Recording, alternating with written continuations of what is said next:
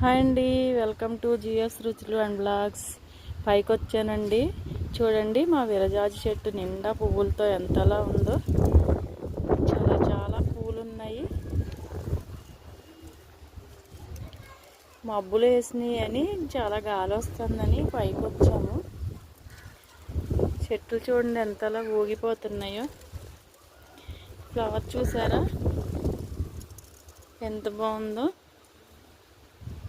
ఈ మొక్కలన్నీ కింద నుంచి వేసామండి. కింద వేసాము. ఇదిగో చూసారా, దాన్ని కింద నుంచి ఉంది. కింద గుత్తులు పువ్వులు. అది మందార చెట్టు అండి, దాని నిండా మొగ్గలు ఉన్నాయి. ఇదేమో గుత్తులు.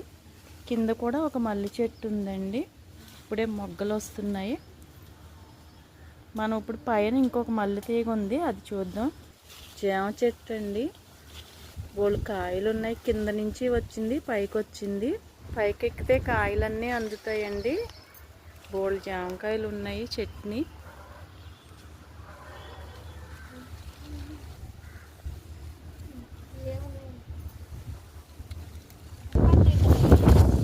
కాయలు కోసామండి, చాలా కాయలు వచ్చినాయి. ఎన్ని కాయలు ఉన్నాయో చూడండి, ఎంత బాగుందో. కాయ భలే టేస్టీగా ఉంటుంది. అసలు చిన్న కాయలే కానీ చాలా చాలా టేస్టీగా ఉంటుందండి. ఇది మల్లి చెట్టు చూడండి, అసలు ఎన్ని మొగ్గలు ఉన్నాయో. అసలు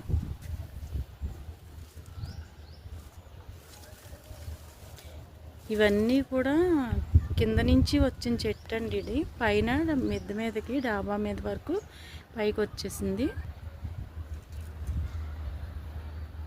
జామ చెట్టు మొదలు కింద అక్కడ ఉందండి. కాయలన్నీ కూడా పైనే ఉన్నాయి. ఇంటి ముందు ఈ చెట్టు ఉందండి, ఇది కూడా డాబా పైకంట వచ్చేసింది. చూసారా ఎంత బాగున్నాయో. గాలి విపరీతంగా వేసేస్తుందండి. ఈ పువ్వులు చూడండి అసలు ఎంత బాగున్నాయో. అసలు మెరిసిపోతున్నాయి. అసలు చాలా అందంగా ఉన్నాయి. ఈ చెట్టు కూడా కింద నుంచి పైకి డాబా పై వరకు వచ్చిందండి. మెట్ల దగ్గర కార్నర్లో ఈ మొక్క పెట్టామండి. ఇంటి ముందు గేట్ దగ్గర కార్నర్లో ఈ మొక్క పెట్టాము. ఇంటి వెనకాల గుత్తులు పువ్వుల చెట్టు అండి, మందార చెట్టు. మనం ఇందాక పైన చూసిన జామ చెట్టు, ఆ చివరిది కరివేపాకు చెట్టు.